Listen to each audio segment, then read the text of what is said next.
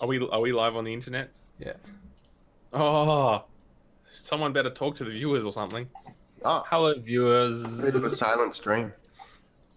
It only went live as you asked, so... So they saw that beautiful loading screen and all these brilliant overlays that some handsome person built. They should have. Oh god, I did is a my different phone is matter. loud. Maybe not the handsome person part, but the awesome overlays. Oh, look at this. What the? In case you guys can't see it for yourselves. Oh yeah. Oh, I've just gone yeah. full screen on the Twitch preview. It looks really nice full screen. So, Oh, look at that moving starscape in the background. Oh, look, that's pretty hot. it was nothing really. Mate. Okay, if you say so. We won't mention it again. Look, that was nothing. That took about 10 minutes. It was the everything else. But look, it's fine. I'm just stoked. It looks good and everyone likes it, and it's gonna set that immersion for season 2 of Nova Terra Stars Without Number. Immersion. So much immersion in this game. Yeah, players. Oh wow! Look, that's all I got. We should probably play a role-playing game. That's a thing. Role-playing games. Oh yeah. So I've been told anyway. And this particular one is Stars Without Number. Yeah. Yeah, man. And it's It's gonna been be a couple of weeks since we played. yeah.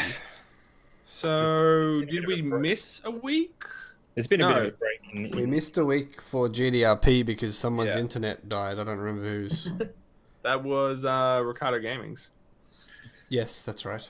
And then, obviously, that pushed GDRP back a week, and so therefore SWN is a week later than it should have been. This is unfortunate but true. However, we're alive now. We're alive. And it's We're- looking good and it's looking schmick. We're I want to know alive. why my webcam is the worst looking. Are you still on Twitch? I mean, maybe. Are you, Have still the- sending, are you still sending data packets to the internet with Morse code? Always. Always. Are you I don't know. streaming on Twitch or have you got the video paused? Oh, it's paused now. But the thing is, it was actually... Oh, God. You're such a chump. No. Look, My send went up higher as soon as I paused it. I think it's actually an issue with maybe, I don't know, the contrast or some shit with my webcam. Listen, maybe your send was bottlenecking because your receive was chugging so hard, pulling in Twitch bits. No. Mama, come on. What's going on here? Hey, look, you're the Spursmaster. You gotta take us in. You should try the new Spursmaster and get your Spurs really pumping thick. That would be great. Oh, wait, that's the Thigh Master, right? Different thing. Look, Mate. Okay, so here we are. Let's play. We're a little bit late by my clock, about an hour. So sorry, everybody. We've lost an hour of gameplay. Unless we go to midnight. It's not Hey, unheard of. tomorrow is a public holiday in the world of Australia, so we could foreseeably go later. I don't know. I'll probably literally die. Look, you I've can just... I've got to be up at regular work time tomorrow. See my hand, mate? Yeah. It's my hand not caring. You can finish the rest of it without me.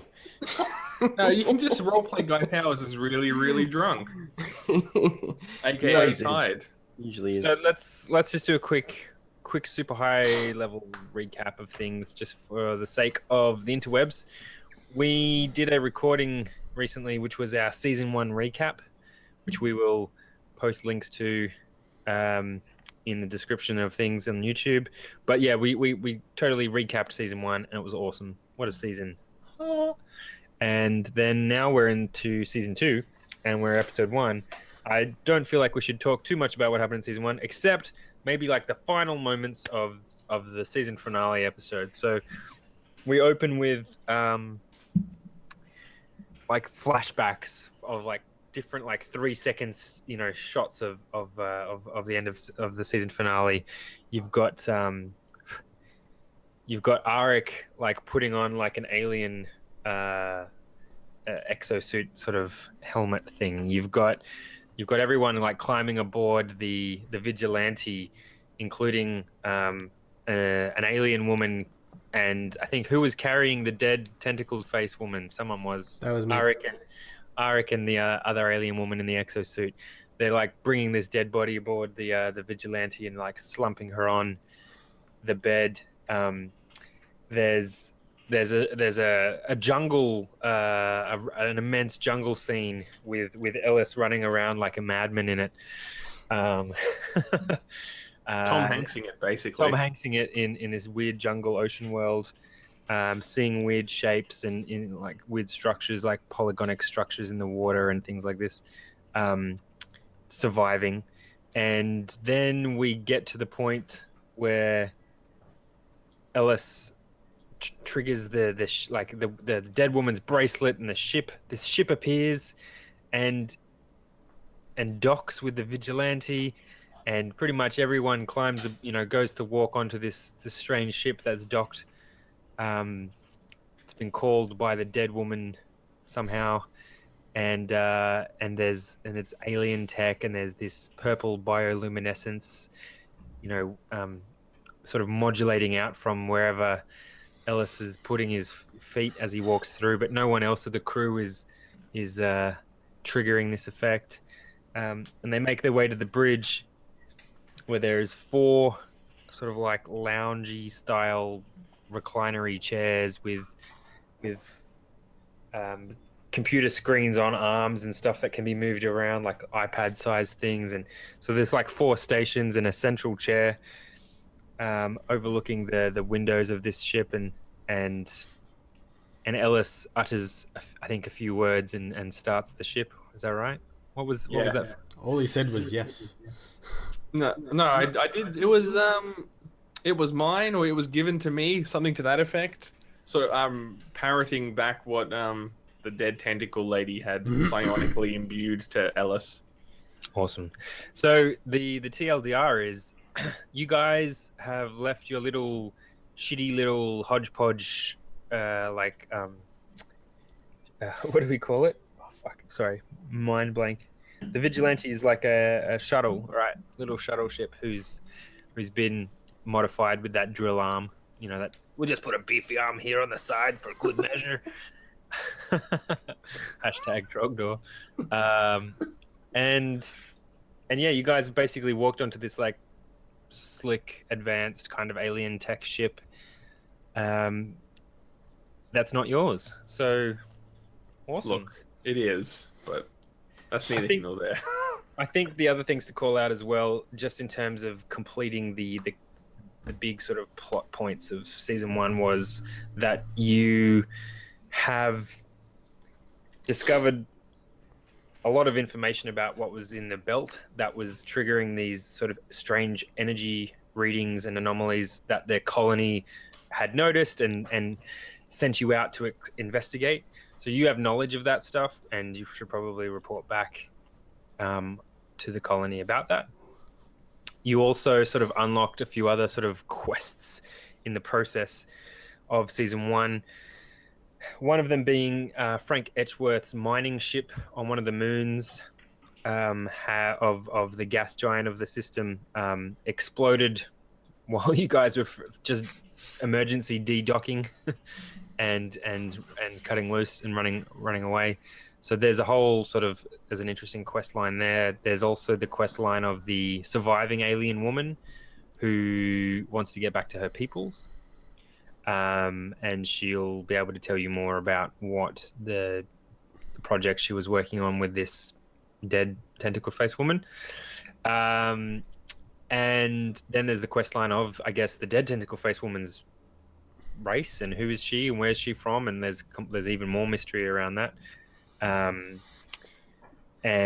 Because just to be clear, there was 2 races who were, I guess, collaborating on that sort of asteroid station, in that strange. Wow, I've lost all the words tonight. What was that spinning thing?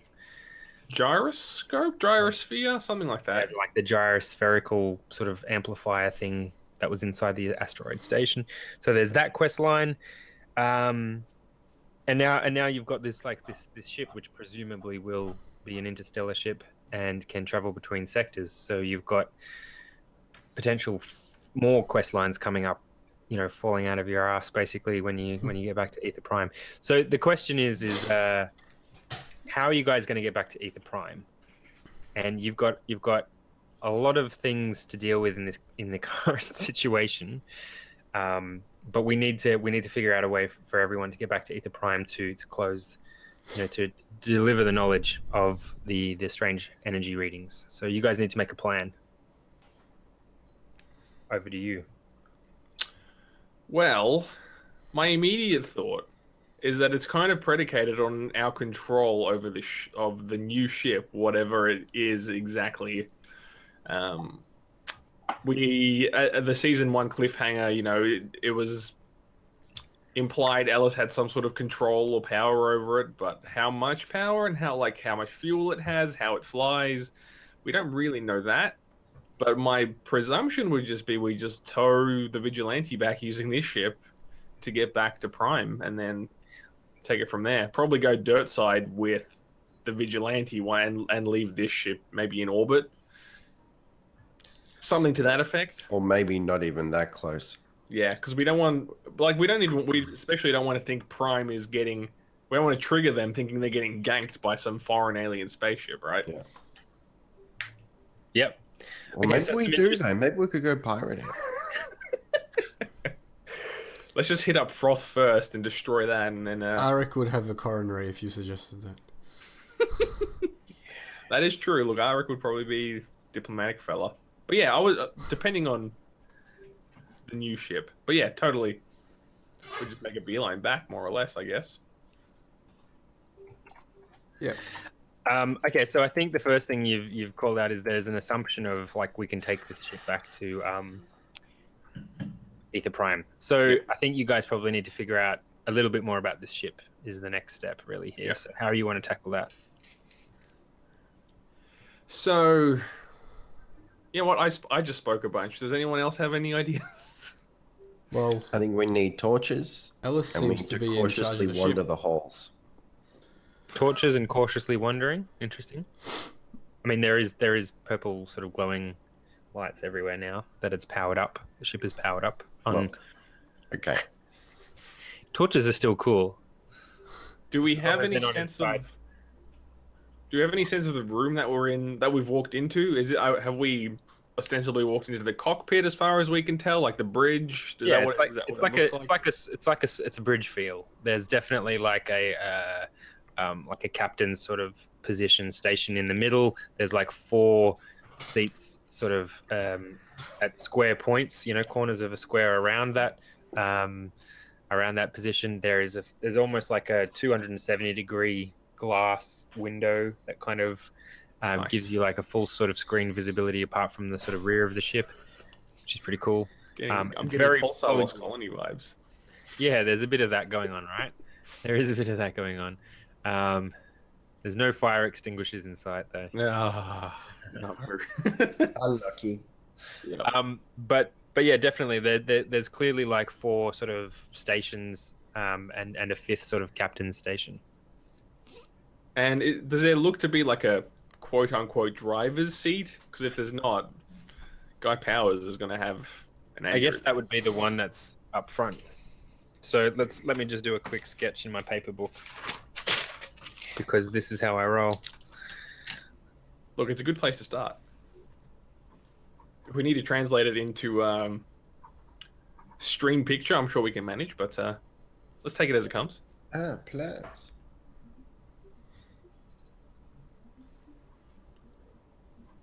Oh, the anticipation, though. You know what? I'm going to change the whole idea that it's a square setup. Hey, should we clean this board in the meantime that no one can currently see? No. Probably should. It's the scribblings of a bunch of crazy people. And I'm okay with fine. it. I can't. I'm pretty sure only GM can actually delete it all. I can only delete what I drew. All right. It's actually not bad. So you guys are coming through this sort of central door. There's a central captain sort of spot. There's there's 2 seats up here. Actually, I've drawn a long desk, but there's a couple of seats Where the little X's are seats. And where the captain's position is actually more of a podium, so there's no seat. Okay.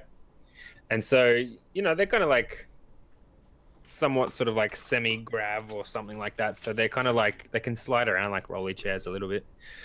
They've got a bit of movement in them. Nice. But presumably one of the ones at the front, looking out the front of the window, is going to be a pilot. Nice. I mean, if you were to like assume. Well, yeah. I feel like we would just kind of start messing with it, right? So I know Ellis, what he would do is, or what he does, I would say, is, you know, he says yes and the ship responds and starts to power up. And then once that occurs, he'd probably start throwing other command words at it and seeing if they respond.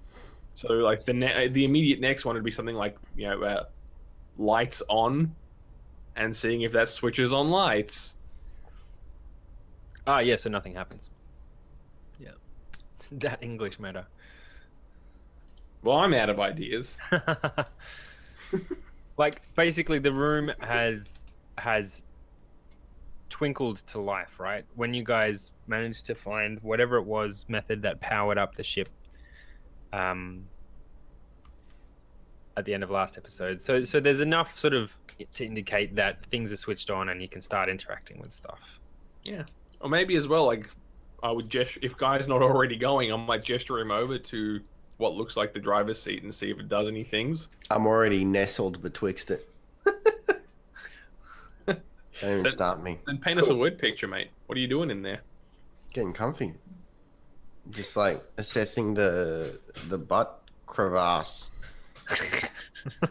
So as you sit down in that chair, you, like, from behind where you rest your head, there's this very slick sounding kind of like noise of a like a glass sort of helmet thing that goes like this. It goes. Oh shit. It's like talking dirty to Rick when you start talking about spaceship tech. He gets all gooey. That's funny. Yeah, so when you do this, you also feel like these little come out from the side and like give you like these little pinpricks in the neck. I don't know about that. Yeah, that's kind of awesome. And you feel like this little tingle jolt up the back of your head, and like, you know, that kind of tingle feeling that goes over the top of your head when you do the orgasmatron thing. Kind of get that thing happening, and in the field of view of this glass is effectively like you start to visualize and see outside of the ship, basically. Okay. So you've kind of got this third person perspective of the ship. That's insane. Well, I mean, And it's a rush. It's like yeah. a line of drugs or something like that. It's a rush. It's like, Well, as soon as I feel the orgasmatron sensation, I just call out to the guys, "Oh, I think the ship just had sex with me." Oh, that's so good. All right. roll a mental save, Mr. Powers. Oh shit! Thought you were going to say me. Look, see if I can handle it. You're lucky I got a mental stat of 15, I guess. You can totally take us to the roll screen. Listen, mate. Oh, 17 success. So I fucking got this. you enjoy that, you know, you really kind of enjoy that sensation, and quite. All right, let's see how well. Okay, so roll us a vehicle space. Yes. And throw in. I think it might be an intelligence modifier. Mm-hmm. Oh, do you have a +1 in intelligence? He's got some brains. Holy shit! It's more than just a pretty face. So what sort of assisted situation are we looking at here? We'll just leave it flat for now because you got past the mental save. Mm-hmm. Holy shit! 11 Jeez, for anyone man. playing at home. So as soon as all of this starts to happen, and you've kind of got this like extrasensory perception of the ship, you don't have to touch any controls, but you can feel the like you like have this urge to move forward, and the ship just moves forward slowly, and then you have this like urge to like just bank it a little bit to the left and right, and the ship just flows out. You are the ship. I'm going, Ellis. I am one with the ship. Ellis says, after Ellis's command words have kind of been failing, he fails essentially, and then starts wandering down to where Guy's sitting and kind of goes to stand opposite him as he's messing around, because Ellis has kind of given up a little bit on his jam doing the trick, and then he like feels the ship rocking a little bit, and then just looks at Guy and goes, "Was that you?" It was the ship. I am the ship. And I rollers. Dude. I'm just checking real quick. I don't know if Twitch... Can anyone reach Twitch right now? I feel like Twitch just died. Twitch is still fine for me. No, I don't mean you or like our stream. I like the Twitch website. Fine, they're good. Okay, cool. It's probably just me then. It's fine. I'll just do a DNS flash. Hang on. However, I'm hosting you, and it says offline. Wait a second. Classic. That's weird. All right, but the actual no. All right, it's just the hosting. It stopped working. Ah, the hosting died. Yeah. It still says live on my screen. Yeah. All right. Yeah, I'm back on Twitch now. It's fine. It's just Twitch shit itself. It's all good. All right. So yeah. Aside. Sorry. Arik, where are you? What are you doing? First off, am I still wearing my helmet? My translating helmet? I don't remember. I feel like I did put it back on. Because I was getting you to translate. Yeah, that's right. Yeah. What the ship was saying. Yeah. So. And what was the girl's name? Kiara. Mm-hmm. Yes, that's right. She's just walking around. Sorry, I was just gonna say she's just like kind of walking around the outer layer, like looking out the window. Yep. Okay. So, after maybe 30 seconds of doing that himself, Arik would go to the center of the room, the area. Did you say there was a table there, or like a? There's like a podium, sort of like dashboardy kind of thing, like a big glass sort of see-through tech kind of screen thing. That's where they project the holograms. Look, hang on. What if this was actually a public speaking vessel? And they just go around to like intergalactic seminars, and that's what the code is for. I hope so. But yeah, so Arik would have just, after 30 seconds or so of observing what was going on, he'd go to that sort of middle dashboard and basically just start trying to work out what he can work out, if anything. Okay, so as you're wearing the helmet, and you're looking at this sort of dashboard screen, you can see that it's not in human language, right? Mm-hmm. The characters and the moving things and the moving numbers and stuff like that are all in a strange script. But the helmet sort of starts like there's like a little ping ping ping ping notification thing, and it's asking you if it wants you to translate it into your language. Oh, yeah, absolutely. Mate, that's fucking kinky. And then translate helmet. Then it asks, what is your language? And it lists like, 80 billion languages. Yeah, billion languages. No, it asks for the language pack to be uploaded. Wouldn't it totally do like a voice detection thing or something? Like it would ask you to say considering it's been translated for my words. It's running on like Windows 51. It needs that new language pack. It says please confirm written language is Terran mandate. A Assuming that's what I've been speaking, confirm. And this like pixelated wash sort of comes across the in like the screen, and you start to sort of read some basic words and phrases. However, not all characters and numbers are converted into Terran Mandate. So it's kind of like maybe a 60% conversion rate. Okay. Better than What nothing. you do spot there at that station is things like there's like a folder structure of areas of the ship. You know, things like cargo bay 1, cargo bay 2, docking bay. A few ones that don't translate well. Is that the kinky space dungeon? Probably. With the revolving bed, baby. I too like to live dangerous. The tentacle lounge. Okay, well, after seeing that, I was going to say, is there anything in particular that you're looking for? I probably would have been looking for like a ship manifest, considering Arik's background and why he got onto the vigilante. Okay, so roll a computer's roll with intelligence. Computers roll with intelligence. Let me open the correct Google Chrome window because I have 1,000 of them open. Okay. Computers roll. I've just noticed though, if I'm reading my notes correctly,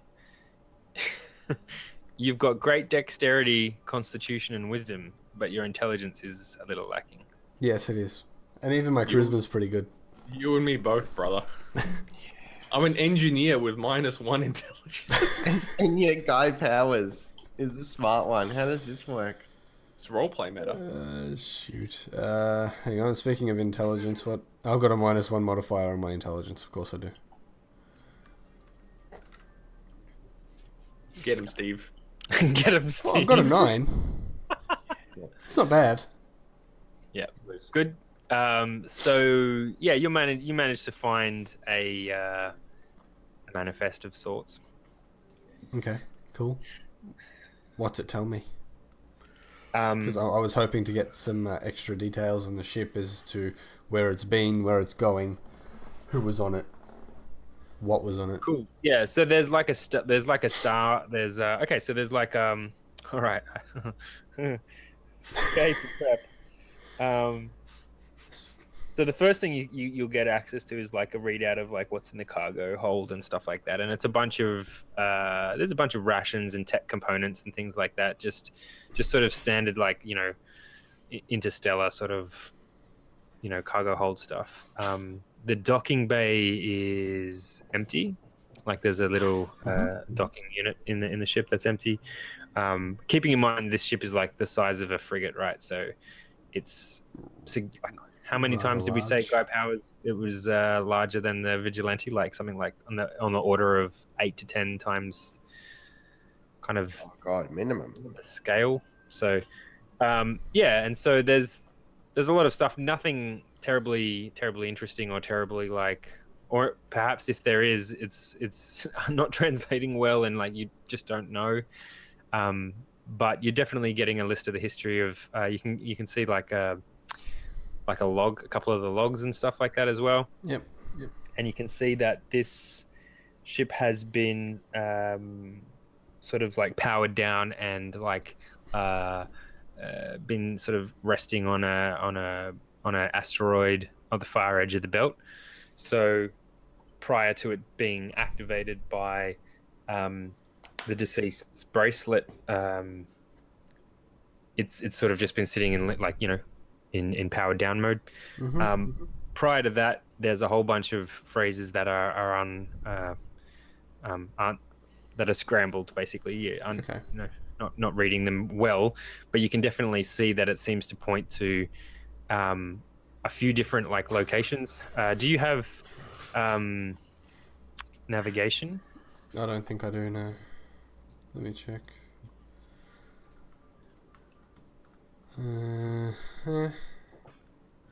So roll a navigation with an assist of -1.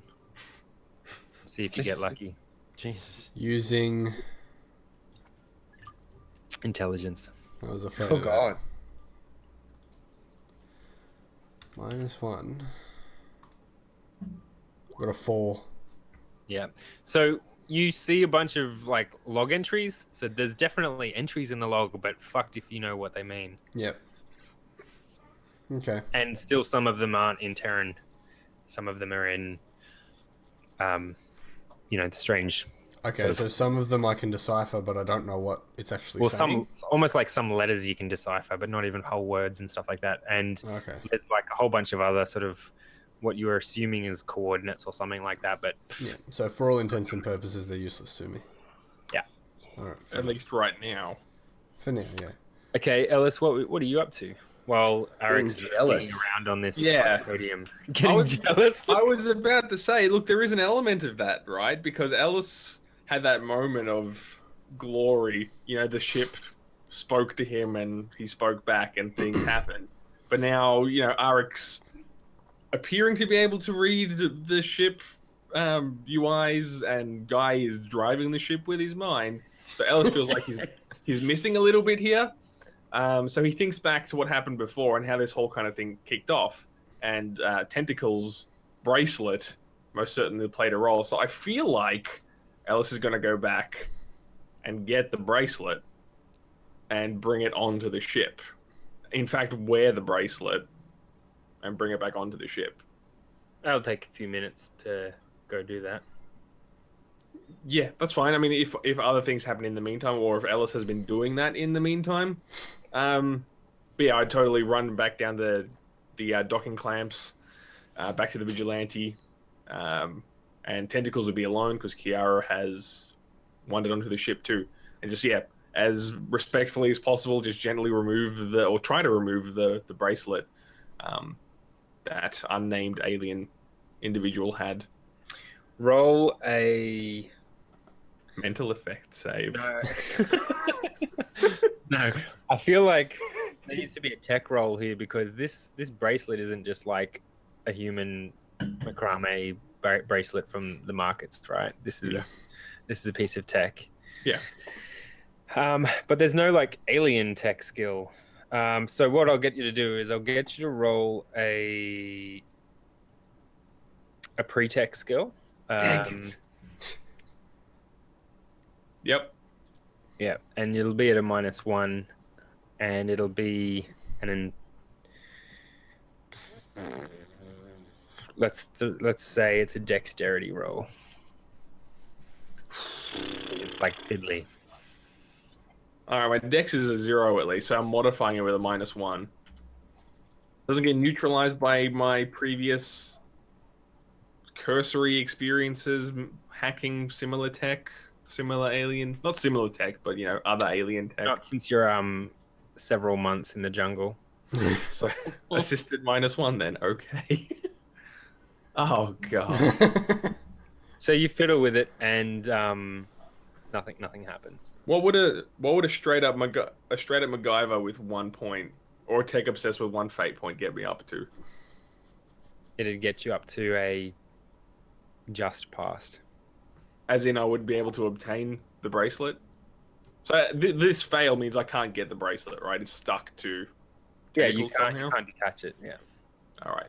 I will spend a fate point in tech obsessed, like my only fate point, citing tech obsessed, and just persevering. Slowly trying to, even if it takes me half an hour, when it should take 5 minutes. Right, you should have just gotten Guy to become one with the bracelet. That would have done it. All right, so you use your point to sort of bump up this result to a just past. Yes. So yeah, you detach it after some, let's say it's probably about 20 minutes worth of fiddling. Mm-hmm. Roll a luck. You just can't let me have my toy, can you? Oh wow. So yeah, you detached it, but the power seems to be gone. Oh, so it kind of just. Yeah. Okay, that's fine. I'll bring it with me, I suppose. So I bring it back onto the ship. Does it seem to start talking again? As you kind of enter the proximity of the ship, like we said that the voiceover, or is there a computer voice that talks, right, on this ship? Yeah. Yeah. Well, there was one coming from the bracelet too, which was, you know, like cordial female voice once translated. Yeah. And it was only the voices from this tech and from the ship were only translated via the exosuits, right? Yeah, and well, Arek's helmet now only because he's kept the. Yeah. So as you walk on to the I've lost Ellis. Ah, yeah, he's just looked away for a minute. He should be back momentarily.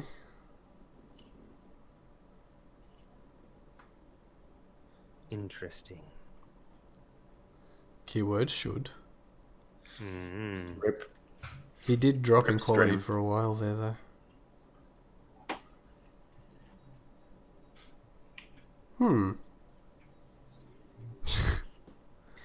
Okay, so while that happens, you guys have sort of figured a few things out. One is that the the docking area is free, and you would know that you'd be able to dock the vigilante inside.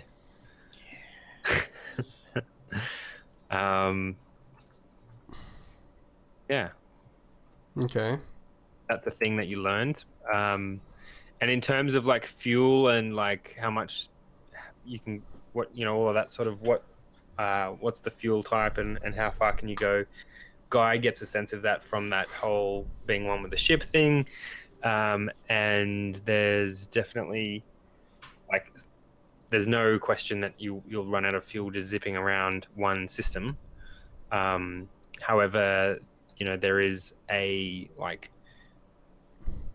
hello, welcome back, Ellis. I'm just talking through something else. Hang on a sec. Yep. But you can definitely sense that the tank's not full for the interstellar stuff. As for what is the fuel, it's hard to tell, but it's Divinium. It's more of like some sort of I don't know, hydrogen sort of allotrope sort of thing where it's kind of like it's like some sort of refined hydrogen or something like that. Is there refining facilities on board? Like, could we mine ice asteroids, for example, and refuel that way? Yeah, you'd probably have to do some research to figure out how to, what's the right place to refuel. Yeah. Like, is it on driver's side or what? Yeah, I got it. Yeah, unleaded or premium. Where my fuel cap is. All right, so Ellis walks back onto the ship with this bracelet in his hand, and the ship says, in its strange language, it says something. It says, or whatever. Bobbity boobity. Bobbity boobity. Upon hearing it say something, I beeline straight back to the bridge, and I just walk straight to Arek, and I hold the bracelet in his face, and I kind of just stand there waiting for it. I kind of look at Arek and then look at the bracelet, then look back to Arek, and I'm kind of doing this kind of thing, just kind of hoping it will speak again in front of him. Yep. And Arik, you heard that when, before he rocked up, right? You heard the voice say, and it was translated in your helmet, but the voice said, crew member detected, life signs, vacant or whatever. No life signs of crew member detected. Okay. Confirmed death. Confirmed death. Huh. Okay, upon hearing that, Arik would have just stopped and looked at Ellis and goes, "The ship, it knows things." What? So you heard that? That came through. Yes. It is either detecting that it's not on a wrist, or it knows that its owner is dead. Ellis puts the bracelet around his left wrist and tries to strap it, tries to secure it on his person. Roll a mental save. I'm playing high stakes here. You are. You do that, but it doesn't connect up properly. It's like you're fiddling with it, and you can't get it to do the thing. Even with the fate point and stuff like that, the way you've uncoupled it, it's been brute forced and all of that. So it's like I'd need to try repair the clamping mechanism thing, whatever it is that I pulled apart. Sure. Okay. The quantum buckle. Yeah. Yes. Oh, my technobabble generator. Why don't you We'll just get to reverse the polarity again? Dang. You All right. can't re-reverse it. Everyone knows that. Can you reject the request, Arik? Don't tell it that. Don't tell the ship that she's dead. It's dead. Judging by previous, I feel like you just answered it for us. Ah.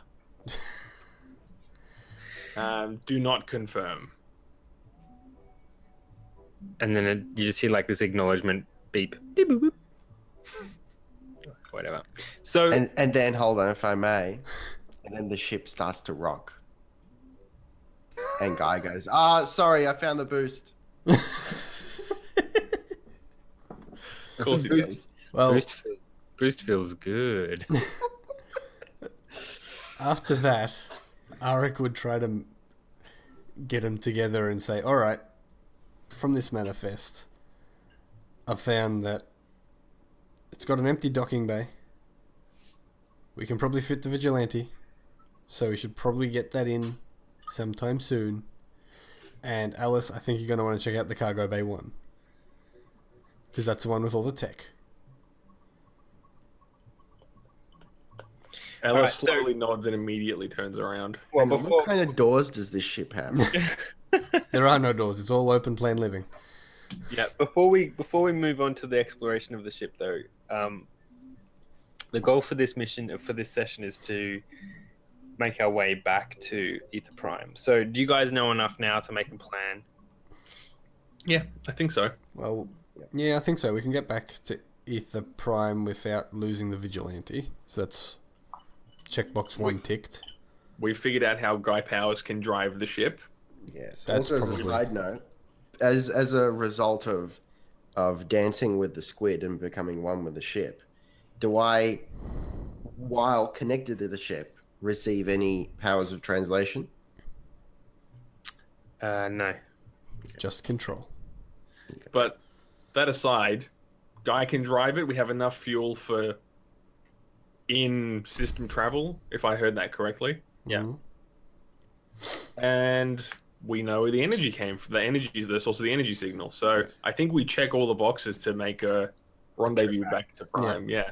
So the question is what are the potential issues you're going to face when you get back there, and how are you going to mitigate that? Well, they're going to freak out about this new ship. Yeah. So probably leave it, what, I'd vote leave it out, like quite a way? outside of orbit, and then we use the vigilante to get within atmosphere and land. We'd maybe even leave. I don't know what we were going to do with Kiara. That's another thing we'll have to figure out. Sort of maybe as we're even flying back to Prime, we'd have to talk to Kiara and That was my idea. figure something out. While we're walking around the ship, hopefully she'd come with us so we can discuss things. But that's Yeah. next step. Yep. So those are the two main complications, really. Can Guy only control the ship from the chair, or is this like helmet thing detachable? Oh, it's chair based. Okay, so if he's not in the chair, we're not moving. Yeah, correct. Okay. So my only other thought is whether somehow Prime knows about the mining outpost and we're arrested on site under suspicion of sabotage. But there's not much we can do about that except rock up and see what happens, right? Probably. Guy would know that the way actually anyone with Tech Astronautic would know this as well. Who has Tech Astronautic? I know a thing. Yeah, I do. Tech Astronautics will know that this ship that you're on won't have the transponder that every other human ship has. Yeah. So it's going to be unrecognized. It's going to be, yeah. It's going to stick out like a So sore thumb is on it going to radar. be unrecognizable or indistinguishable? I imagine they're one and the same because in an isolated system, unrecognized. Well, hang on, indistinguishable. Indistinguishable. Well, not is you can't indistinguishable. tell it apart. Invisible is what I meant to say. Yeah. Okay. So is it going to be? There'll be, you know, like anyone with tech astronautic would know, you'd recognize the ship you'd most likely recognize a ship on any sort of scanning devices, but you wouldn't be able to get like the handshake data from it to sort of say what's the identification, what's the class ship is it, how many people are on board. So it would be a bogey, basically. What's your travel? So would best case scenario be they think we're pirates? Well, I guess you'd probably go, well, if a bogey turned up, then they'd feel threatened. Yeah, but I mean, it's not like they're gonna go, oh shit, it's aliens. They're gonna. Well, we don't even know aliens exist, really. Like, the colony has never really been exposed to. Yeah, that's what I'm trying to make them even more cautious. That said, aliens have existed in other sectors, right? And so before the colony was launched, some of the earlier explorers and earlier frontier ships would have made contact with other aliens and stuff. So through the history books, you'd know that aliens are a thing, and that, you know, they're out there, but God knows how many or how often you bump into them, sort of thing. I just want to know what the most likely scenario is. Like, what are they going to think we are? I feel like that's useful information. So everyone roll a culture Aether Prime. Is this a bit of a moot point, though, if we're going to leave the ship outside orbit and then bring the vigilante in? And give it a +1 assist. Intelligence? Yeah. I mean, I'll roll it, but... Look. I got a 6. Guy got a 9. I got 11. Players. Kind of makes sense that the bureaucrat nails it. Yeah, I was going to say, of course the bureaucrat knows. So as you guys are talking through this, like, how is the colony going to respond to seeing this bogey, right? That was the question. Yeah. Like, what are they going to think we are on their scanners? Yeah. So they, as far as Arik knows, they are receptive to contact from aliens, right? You would know through the paperwork trails that there are like procedures and processes designed for dealing with, you know, contact from off-worlders or, you know, non-humans or whatever like that. So there is potential that those procedures would kick into play, and generally speaking, they are they're non-threatening. Like, you want to have a peaceful interaction if they turn up peacefully. But if there are sort of weapons firing and anything like that, if there's any indication of violence or threat, then there's definitely like self-defense mechanisms that the colony would initiate. Okay. So there is sort of that whole, we want to make friends if friends turn up, but if they turn up being cunts, then we're going to fight them. There is that, and there's also like it's unlikely, like it's been talked about, you know, are there sort of separatist movements, are there pirates within the colony, how would they get access to technology, how would they get access to ships and stuff like that. And so because there is already like a sense that might happen at some point, most ships and most technology, or like spacefaring technology, is locked down pretty tight through very sort of highly audited and highly monitored chains of command. You know, highly audited and highly monitored channels, I guess, is what I mean. So it's really, really, really, really unlikely that a separatist or a pirate or something would get their hands on spacefaring tech unless they were a separatist from up high in the sort of in the way of things, right? Okay. All right. Well, based on that, does Aether Prime have a moon? Yes, that's right. There's one moon. Okay. I think we should park. Frothy, isn't it? Yes. We should park 3. Froth 3. Yeah, we should park Squid Ship behind the moon to mask its signature, and then maybe even power it down if we're able to. Yep, agreed. So you're saying put it on the dark side of the moon? Just like in that Transformers movie. Just better. That's not what I was referring to, but okay. Yeah. I don't like the other reference. I think that's a good plan. I actually like that. Yeah, Awesome. I'm happy with that. Well, RX happy with that. Yes. So much yes matter. Okay. Okay. Guy, get us back. Awesome. Kiara walks over and asks, you know, as she feels the ship sort of like moving around and stuff, and she points over to Guy and she says, you know, she says to Arik, because no one else can understand what she says. She says to Arik, says, he seems like a natural, pointing over at Guy. And then she goes, oh man, I take it you have to go back to your home planet before we get to go to mine. Yes. We do, unfortunately. A lot of things that we couldn't explain originally need to be explained. And the longer we're away, the worse we will look to the powers that be. So we need to clear that up, but once we have, I don't see any reason as to why we shouldn't be able to return you to your people. She looks deflated and sighs. And she says, if you need me, I'll be in my berth. And she heads off down the corridor. And so she sort of knows what's going on this ship. She'll be in her what? In her berth. Her Okay. bed, her bunk. Yeah. Okay. So as she walks away, I take the helmet off so she can't hear the translation and go, she pissed. Hello. Do you place the helmet down? No.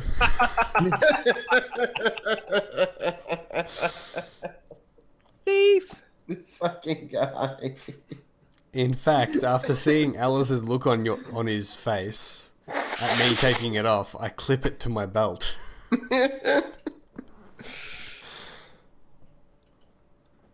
Arik.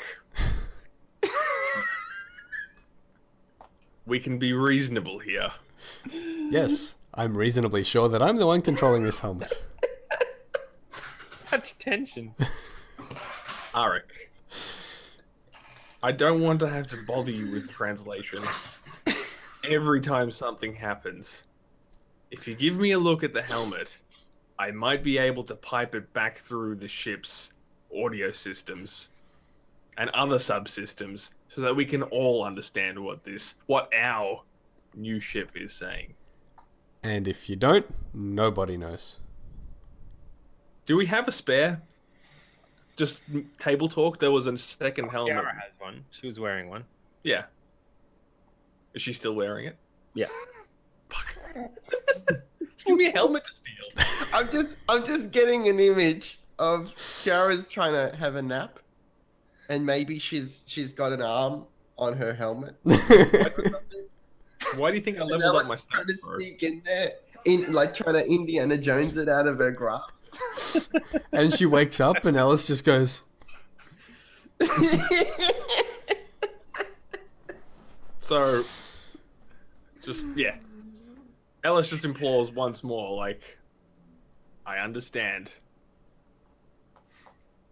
I could break it. But what good is a ship that we can't interact with? guys steering it. To which you just hear, I walk with the dolphins.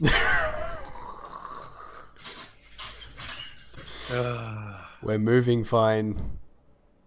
I guess that's liftoff. Yeah, Or do we're we, well need on to our be, do we way. need to be strapped in, or can we freely wander? Look, with me at the helm, probably. But I imagine a ship this size, it's I bel Pretty I- stable. I would understand. Yeah, I would believe it to be pretty stable at this size. Also, have we just assuming that we've moved the vigilante into the docking bay? Because we It's haven't. docked still. Oh, okay. I mean, it's like Clamped. Okay, so can Look, we let's move do that that. in? retcon. Yeah. No, probably as you're moving the ship, Guy, like you're getting really amped up, and Ellis goes, Guy, park the vigilante first. We're still docked.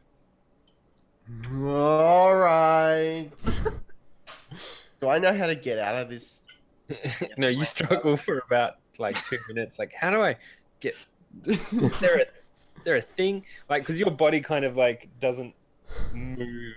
It doesn't exist. It's kind of like with this thing that's happening. There's like a neural blocker or something, so your body doesn't move around and stuff. So you're like, where's the exit button? Where's the escape key? But yeah, look, after a couple of minutes of sort of frantically, you kind of freak out a little bit because you're like, shit, I'm stuck. Rightly so. And then it's sort of, yeah, you're not sure how you did it, but it just goes, the things come back out and the glass panel goes back over. Yeah. And first thing he does is checking for scars. After watching him struggle and the thing eventually coming off, Arik just has to ask, you controlled the ship with your mind. Why didn't you just think, I need to get out of the chair?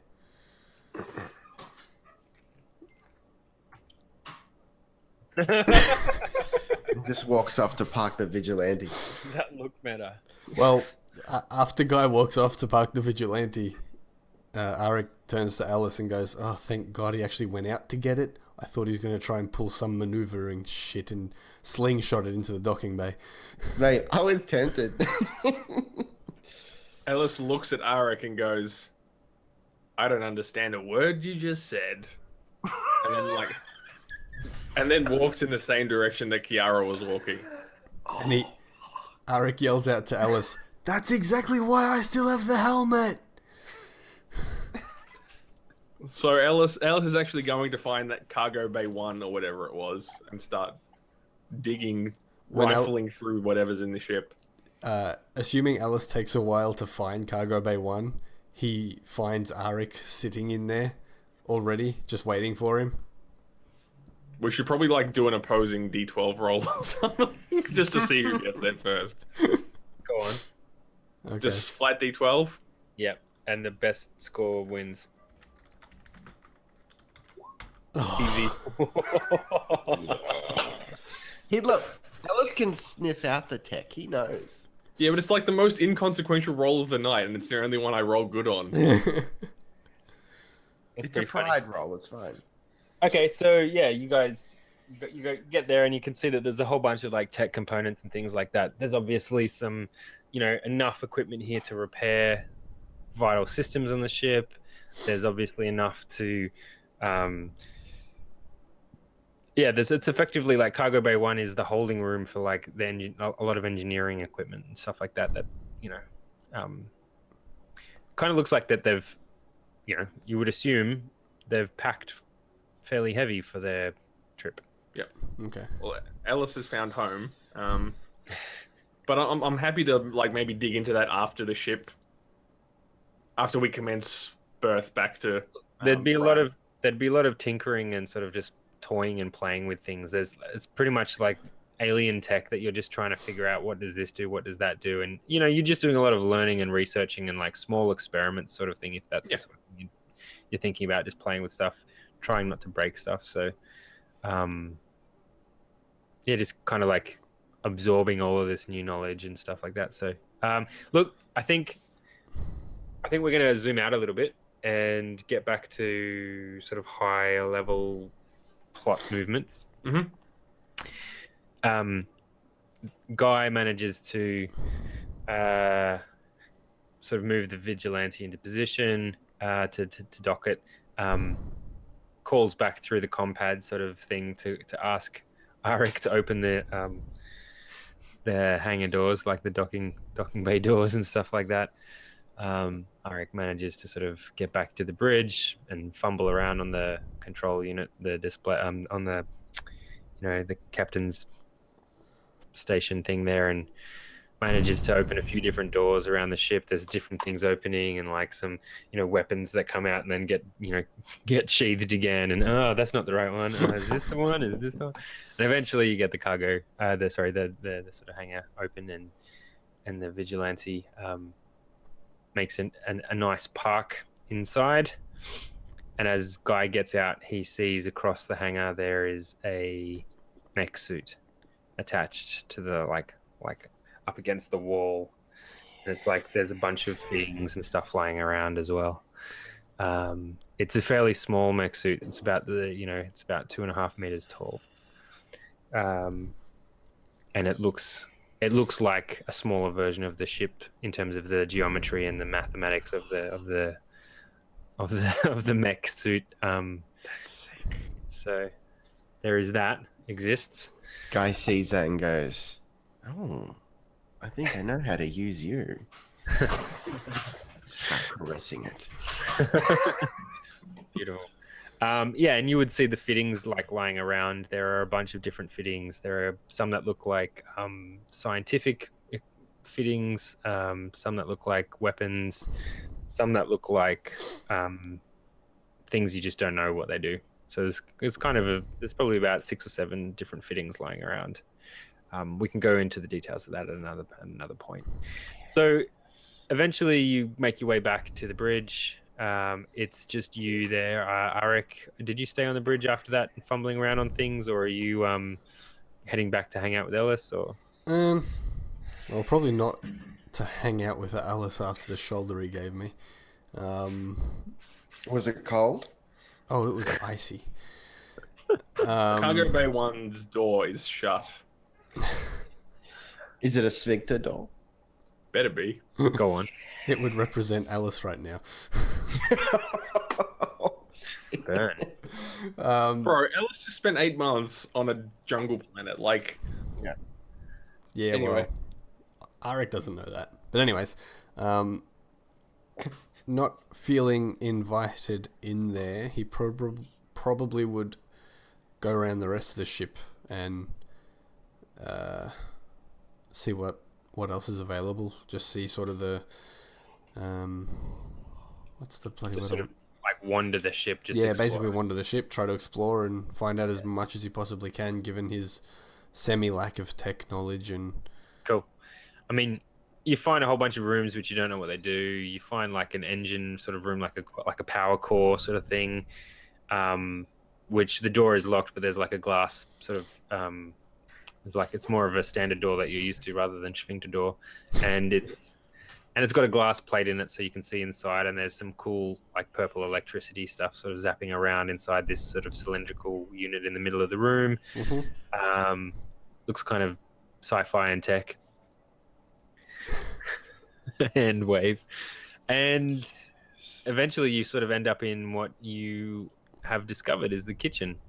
And so there's like some strange foods and different things on the packets on shelves. There's like a cooling unit which has got strange things inside it, none of it which you really recognize. There are some things that look like that's an interesting image. Yeah, just quickly. Looks like the Normandy. Detection. Yeah, it is the Normandy. I imagine this ship is roughly the size of the SR2, so the bottom one. Yeah, okay, yeah. I want to put that in Twitch chat as well, just for anyone who wants to click that link and view it. Mm-hmm. I've got it on map screen, but it's a little bit blocked by other stuff. Just go back to that dank one of those other screens. Yeah. Dank it. And now I've got Guy's character in the way. So yeah, you can experiment with some of the foods if you like. Definitely. We should totally get rid of that. You gotta get rid of that character. Yeah, get him out of there. Yeah, Arik would definitely try a lot of the different foods he he's not afraid to test the unknown in terms of food. So Make a physical save, bro. Sucker! This guy. Man, I've done like 12 mental saves in this series so far. Saha! Done! So yeah, you start experimenting with Bullshit. food in the kitchen, and some of it's really yummy, and some of it's really not yummy. There are similar flavors, but they're like mashups of flavors that you're used to. Okay. You know, you try some things that are like kind of like fruity, but more meaty, and you taste things that are like vegetables that are more bready and stuff. It's just weird textures, weird everything. Banana beef. And you don't get sick. Congratulations. Yes. Well, Who earns? because I don't get sick, I don't realize that there's a potential to get sick. So I just take armfuls of it to Guy and Alice, and they can take what they want. Cool. All right. So I'm assuming now we're ready to head back to Aether Prime. We're heading to the moon. Yep, Alice. Just in case we're going to skip straight to landing, during the voyage, Alice's main directive would be to view and dig through the data that was piped to me at the end of last season. Yep. Okay, so during the voyage, which is about a day and a half, I believe, we called it as about a day and a half from the belt to the to Aether Prime sort of locale. Yep. So there's plenty of time. It might be quicker because it's a bigger ship, so it would go faster. Newtonian All right, physics. All right, we'll call it a day and a quarter. This guy. All right. But you get the sense that you toy with some of the afterburnery sort of aspects of the ship. Like, well, how hard can I push it? But it feels intense. Like you're not ready for this yet, especially as like you're not quite sure how to.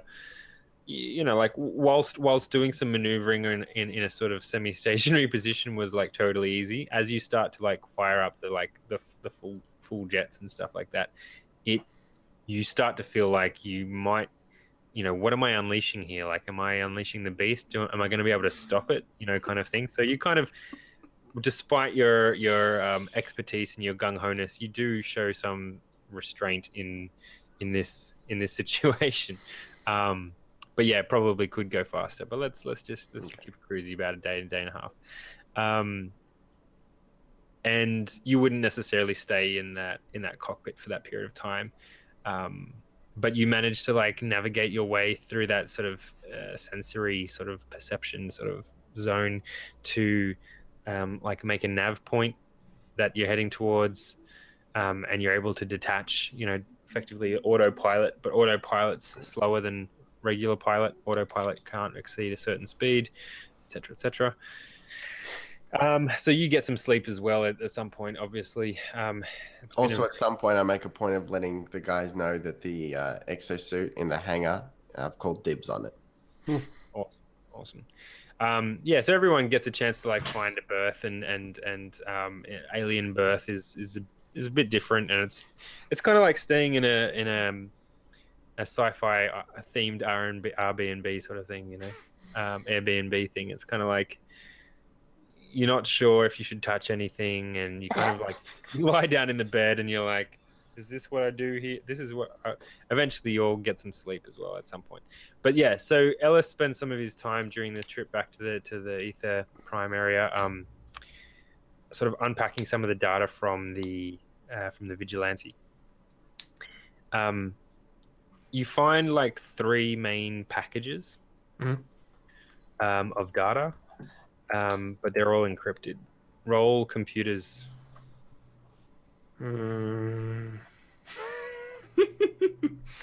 Okay. I'm untrained in computers.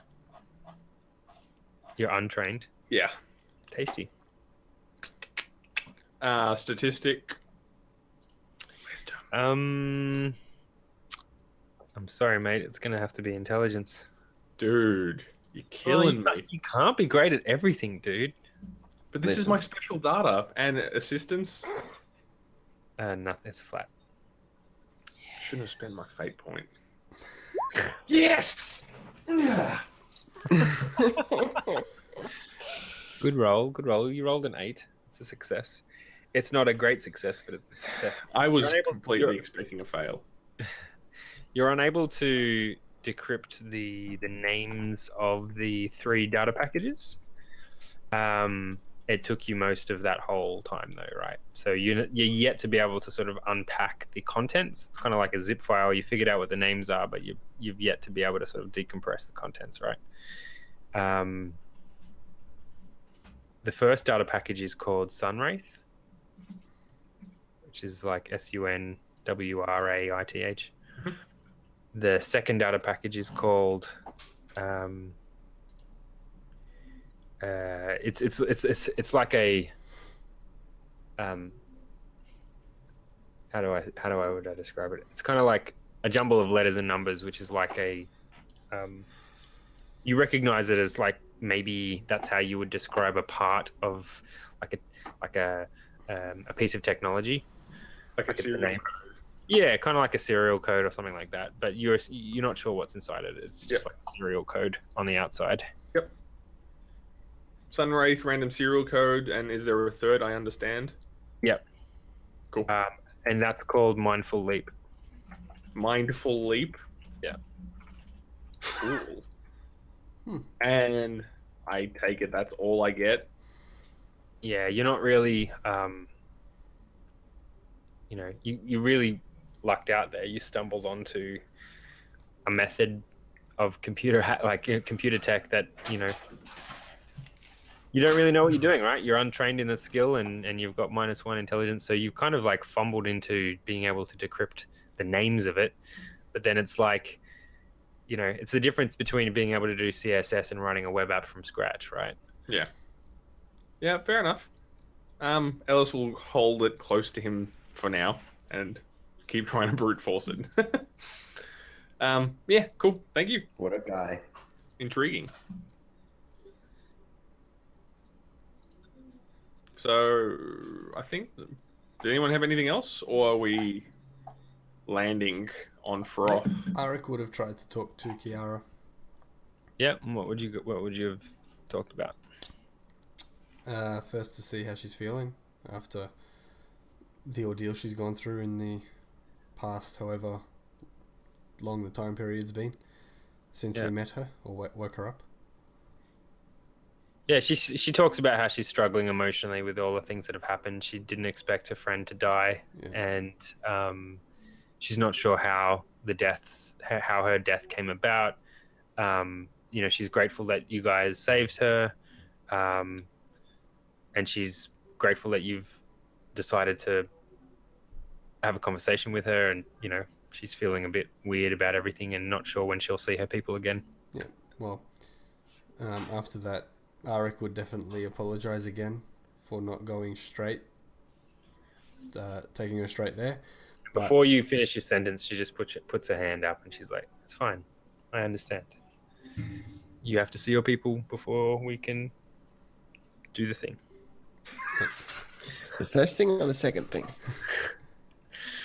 Yeah, Thank you for understanding, Kiara. It makes this a lot easier if we are all on the same page. Yeah, and she says, "If you don't mind, I just need to be alone now while I grieve." Okay. Which means GTFO, buddy. Yeah. Real quick snap cut. Like, imagine Arik leaving the room, and then it snap cuts to Ellis walking in like several hours later. He walks through the door, makes awkward gestures trying to indicate, like, I can't speak to you, like, trying to say there's no translation between us. He's holding the bracelet in his hand from Tentacles. Awkwardly puts his hand out and, like, gestures like this to, like, prompt Kiara to take it.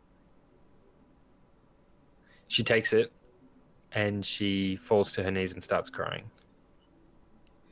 Well done. Well done, Alice. This is why I have the helmet.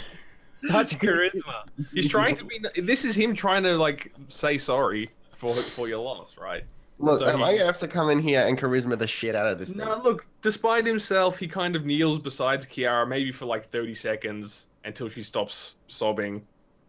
Just tries to console her. Try 5 minutes. Alright, look, as long as he can stand it, And once it comes, Rolled 2d12 for crying time. that's way too much.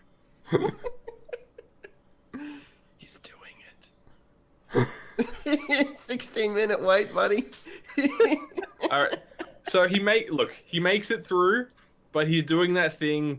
You know when you're having a conversation and you're just waiting for that break point where you can go, anyway, I've really got to go. But she just keeps crying and he can't get that moment in. So 16 minutes later, she settles down and then he slowly gets up, thinks for a moment about her helmet, but then walks out. Great. Okay, so snap cut to the ship approaching the dark side of the moon. And in the background, you can see Aether Prime sort of spinning around, doing its beautiful thing. It is Earth-like in that sense, but it's probably I think we call it more desert than lush. I think it was on the more arid side of things. a bit somewhat, probably just a touch less arid than Tatooine. Nice. There's probably a few more oases around. I feel it. Anyway, so you see that big arid planet spinning around, doing its thing, and as you approach Froth, I'm assuming everyone's up at the bridge. Yeah, for this, Yep. as we're on the approach, I'm sure you'll gathered up. Yep. Kiara's not there, just FYI. She's back at her spot. And as you guys approach, you get a hail from I guess, from what you would assume is like one of the sort of small outposts or something, or even like a flight control outpost or something like that. But there's a hail that comes through. Ellis hits with the full salt meta. Like, well, what does it say, Arik? You know, I'd know for myself, but the ship doesn't translate. Why would the ship need to? Why would it need to be translated? Wouldn't it be in the native tongue of whoever's sent the message? He's doing it anyway. He's being petulant, like any interaction with the ship. Well, Arik would completely ignore it, apart from perhaps saying it's in Terran. Yeah. And then and Ellis just like he rambles, like his volume goes down and it just descends into incoherency and he walks off. Babbling like crankiness about, give me a fucking helmet. Yeah, and then walks like the other side of the bridge, you know, and like pretends to be working on something. Gosh. Guy, is he always this petulant? Listen. So yeah, so basically there's a hail coming through. What are you guys doing? Arik would suggest acknowledging, but he'd be willing to listen to suggestions as to why they shouldn't. Hang on. Is there any way to tell who it's from? Not at this stage. Good lord. What was the actual communication message? Well, it's a hail. It's like Just a straight. It's a phone call. Are you actually here? Oh, Yes. yeah. Okay, yeah. I got you now. They're My bad. like hailing the Yep. ship. Well, look. Let me hit you with this. The vigilante's powered down, presumably, so there shouldn't be a signature from it. Mm-hmm. So the signature that they're hailing is unidentified. Yes. So it's probably not meant for us, if that makes sense. Meaning it's not the council. Okay. Yeah. So it's so you're thinking it's purely a "who are you" type thing. Yeah, so maybe we don't answer. Let's pretend we're not here. That was the plan. If they don't get a response, what will they do? That's a good question. Oh, you don't know who it is. Like the thing is like so the Nova Terrans are spread across the system. So there are lots of smaller ships. There are lots of outposts. It's not a military rule in the culture isn't a military rule, so it's not like there's defense posts everywhere and stuff like this. There's generations have passed with just only the Nova Terrans being in the system. Everyone's a bit lazy and lax around, making sure we're in a safe spot and all of that sort of stuff. Are we protected by weapons? Like, that's not a thing that you need to worry about. So it hasn't been like, I'm sure that on turf side on Aether Prime, there are probably some defensive mechanisms built around the sort of epicenter of the colony, but sort of like on the moon and on maybe some other orbital stations that are smaller orbital stations that are around. There's no huge defensive capacities, right? Okay. So that's one thing that you guys would just know culturally. Yep, if anything, this is just some yokel who lives on the moon who spotted you guys, giving you guys a call just to say, you would assume, Guy, as the pilot, that it's probably just it's probably just old Ted on the moon who's. All right. Well, I'll happily talk to old Ted. That's the assumption you're making. One of the cool things, just to talk about second edition, that Kevin Crawford's working on. In second edition, there's this skill called Connect, which is effectively he's rolled all of the cultures together. And the way it works is, instead of it's like knowing about a culture, it's a connections test. So it's like, do you know people somehow? And so it's a really cool feature. I feel like that would work awesomely here, to sort of see who triggers like a connection. But yeah, like I said, you don't know who it is, but it's unlikely to be anything like official. It's not like a broadcast. It's just a hail, right? It's not like attention unidentified ship, you must stop immediately. Broadcast. It's like a blip. Phone's ringing. It's a bat phone. Just going back to Guy's original suggestion of it's an alien ship, it probably isn't meant for us. Just putting it out there. Feel free to veto if you so wish, anybody. However, if they're expecting an alien response, do we see if Kiara is willing to respond? Because they will get an alien response that way. I think that will draw too much attention. Fair. Maybe. I'm sort of leaning more towards, like, if it is old Ted saying, "Hey, who the hell is that in that giant weird-looking alien ship?" I'd be like, "Oh, Ted, the neighbor kids have been messing with your instruments again. Maybe you need to recalibrate."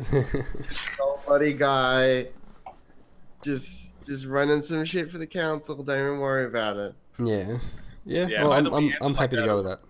Yeah, or don't answer at all. All right, Guy, if you roll Culture Spacer, with a -1, but with a Charisma. Oh, yes. It's just a flat. Oh, yes. 8. It's old Ted. So if you failed that, it was gonna be someone else. Okay.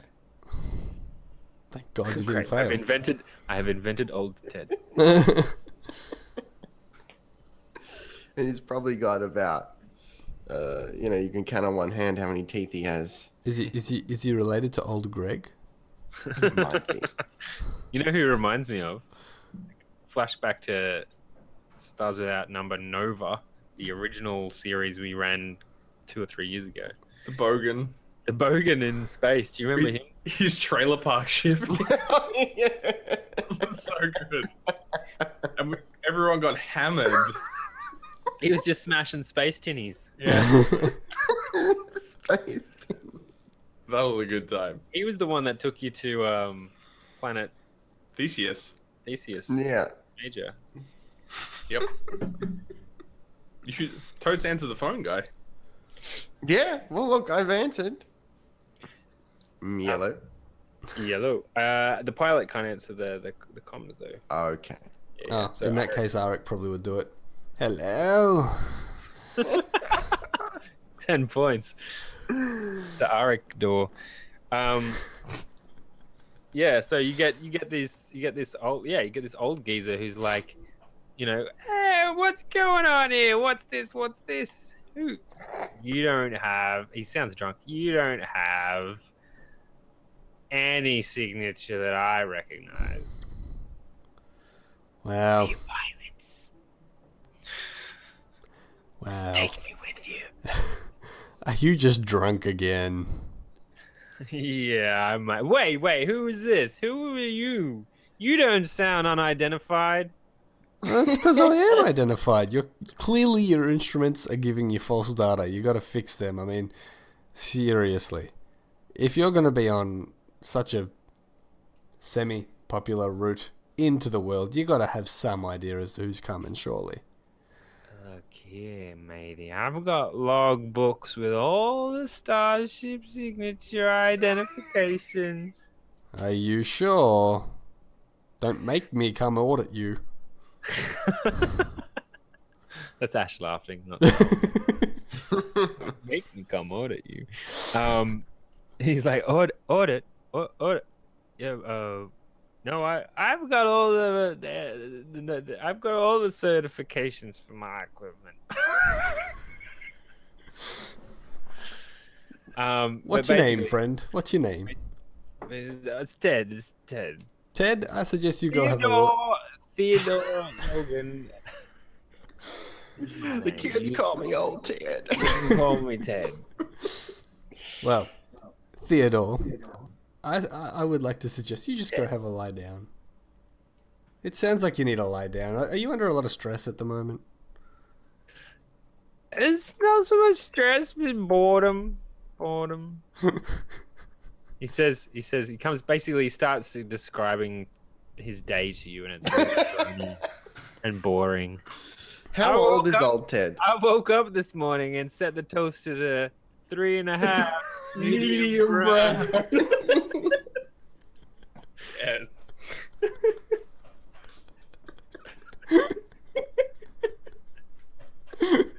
You're actually drunk, guy, again. Well. And we I put my onion in my rope belt today, as is the style of the time. As was the style at the time. Did you burn it? I must know this. And I'm assuming that Arik would keep this conversation going to keep him preoccupied so Guy can land the ship. Ah. So Guy can maneuver into a landing position. Yeah. He's inquiring details about the medium brown toast. Exactly. And hoping that Guy would pick up to, set yourself somewhere where he won't really care. Look, I know all about old Ted, so I'm on the same wavelength here. I want Arik to roll me a persuade check. Charisma persuade check. Charisma persuade check. I think I can do that. What's my charisma? Flat. Okay. But surely everyone who talks to old Ted gets like a +9. He's just happy that he has someone to talk to. +1 assist because he's drunk. 14. Jesus. Mate, I talk him to go sell me his bloody equipment. That's a nat 12, by the way. That's a crit. What do you want out of old Ted now that you've got him on side and he loves you? That's what do you want from him? Yes, I get exactly what I want from old Ted.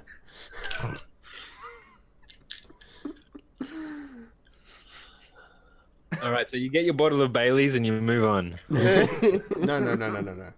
Canadian Club. Basically, he's you spin some yarn to him and he's really excited. He's like, you sound like a great guy. Meet me at the bar on Frost. What was that bar called that you guys were on at the beginning of season 1? Oh gosh. Meet me at that bar that you were, the one you were at season 1. No, meet me at the bar on the light side in 3 hours. Dude, the bar can be called the light side. It's perfect. There you go, the light side. Meet me at the light side in 3 hours, and I'll I'll bring my logbook so you can audit them to your heart's content. Oh, that's sweet, but I got a lot of paperwork to do. Give me 5. 5 hours? Yeah, I'm a busy man. I'll be a couple of hours in already. That sounds great. And then he hangs up. Guy, I think we're clear to land.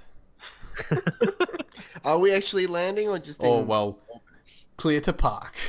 Yeah, because I hazard to guess I probably haven't figured out how to land this thing. Yeah, probably. Probably shouldn't try to Give land it a something. crack with a vehicle space roll, bro. No. Bro, it's plugged into your mind. You got this. And again, it might not even be the kind of ship that can land planet side. Yeah, that's fair. We don't know. Let's just leave it. Orbit's fine. Yeah, floating. Okay. I'm happy with that. Cool. It's not like we can't get planet side, so. I'm going to call a 2-minute break while I get a new cider. Okay. This guy. That's good because I think he's turning into old Ted. Oh, the color. Oh.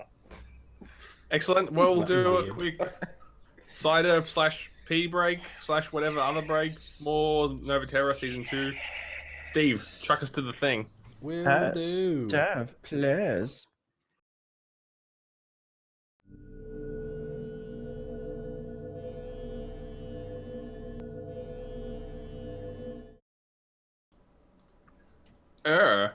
We are so back. I thought they were Okay. marshmallows. So you guys know they're actually bottle tops. Yeah, I worked that out. Yeah. So you guys have pulled the new ship up into like a stationary position behind the moon. The moon's in orbit, so it's moving. How, are you gonna like orbit the moon or something and stay in a stationary orbit or something, or? Well, wouldn't it on- orbit like wouldn't it be like caught in the orbit of froth like a satellite? Classic Steve.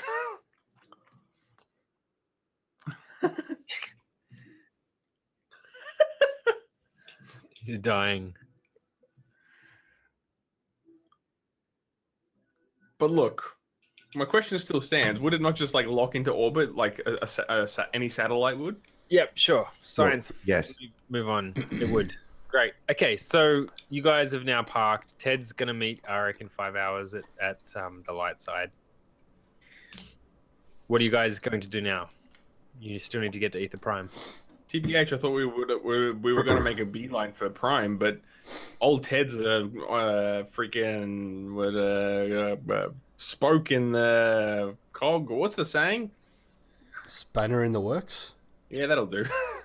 Is it He's twigging one your of them. spokes? I don't know. Spoken cog in the works. Yeah. Look, vocabulary was never else a strong suit. Tire. Listen, So are we Why going is he to a cog? Why is he a spanner in the Because now works? we have to wait here for 5 hours instead of going straight to Prime. No, we don't. He's drunk. He's fine. We'll just leave him. He said himself he'll be 2 hours in after the 5 hours are up. We He could won't just, even we know the could just leave difference. him. Yeah, just go. Just leave him. It'll be fine. Arik had no intention of hanging around for 5 hours. If he was to come back, he would have come. If he was to meet him there, he would have come back. How are you guys getting to Aether Prime? I would there's assume the obviously- vigilante. There's obviously shuttles and stuff that go from Froth to the Prime Aether Prime main port. It would probably make more sense to approach on the vigilante as opposed to taking a shuttle, because then they'll say, "Oh, why'd you come on a shuttle?" What he said. Cool. So you guys, what are you gonna do with Kiara? Exactly. Would we ask to see if she'd want to come to our planet, just to see if, just to get her off the ship and off anything that resembles a ship? Yeah. Hang on. Do we not trust her? No, it's purely a nice guy thing, Oh, okay. just to see if she wants to go on land. Okay. She's not going to stick out, is she? She looks like a human, We might More have or to. less. as long as she doesn't talk. anyone who's done any space travel, Oh, heaps. I don't think so, Ellis. You didn't do that much, did you? A little No. bit. 0. You were basically ground based before this mission. Yeah. And Arik, you would have this, like the being on that Frank Edgeworth mining ship probably was like your first space mission. So Guy would know that as you go in and out of the spaceport, they check ID tag sort of stuff and all of that sort of thing. They do their usual, just logging people coming in and out sort of stuff, more so than anything else. Arik, are you intending to unveil to the people of Aether Prime a foreign entity? Do you want that? Because you do realize we got to go through the checkpoint. They're gonna try and ID her and realize she hasn't got an ID. Do you think a bureaucrat would know that? Look, a bureaucrat Ellis' could potentially get away with waving them off, but Could use his bureaucracy hand wave. This is the droid you're looking for. that is a potentially risky game, depending on what mood the person is in. Oh, and maybe also what moon that person is on. Look, Just all I'm give me the saying, helmet. I'll go and ask her. Also, quick question: are you all intending to go to Aether Prime and leave the new ship? Arik was. look, I feel like Guy wouldn't want to. Guy is extremely. Guy, I reckon if you roll me a successful space roll, Yes. you can program a nav point and autopilot the fucker back home. Do it. Just saying, bro. Unassisted? Yeah, unassisted and an intelligence roll. Look, What is going on? I do this shit in my sleep. It's a Yeah, 14, look, everyone. Look, Yeah, don't Wow. forget that I've got a +1 to intelligence, and my vehicle space skill is trained to 2. he's Wow. a gun. That'll do it. So look, I'm pretty good at this sort of shit.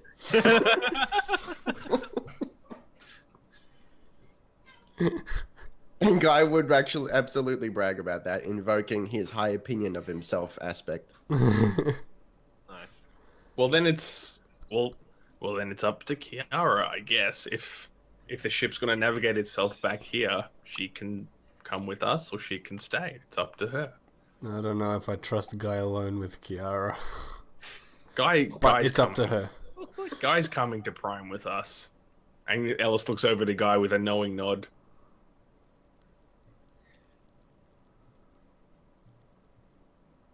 He's like trying to like peer pressure you into going to Prime.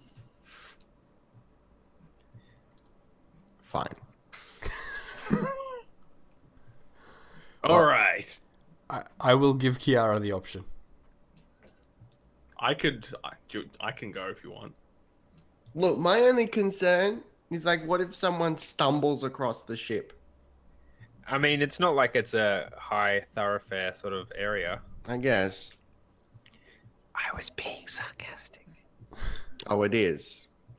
The dark side of the moon has a lot of traffic. Well, Okay. not a lot of traffic, but it is definitely a thoroughfare area. Like, what happens? Do you just like power the whole thing down and put it in dark mode? Mm. I mean, there's going to be some random rolls that I'll be making on my side of the fence if that's the case. Guy, you know this space travel I'm better than staying any with of the us. ship. I'm staying with the ship. That's it. Okay, he's staying with the ship. Does Kiara come with us or not? I'm personally assuming that she wouldn't. Because Can I she place a spanner in these works? Why?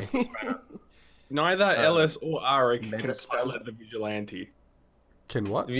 not miss the whole thing that we just rolled Guy just rolled a 14 on? Or Yeah, but if Guy's going to stay on alien spaceship, who's driving the vigilante?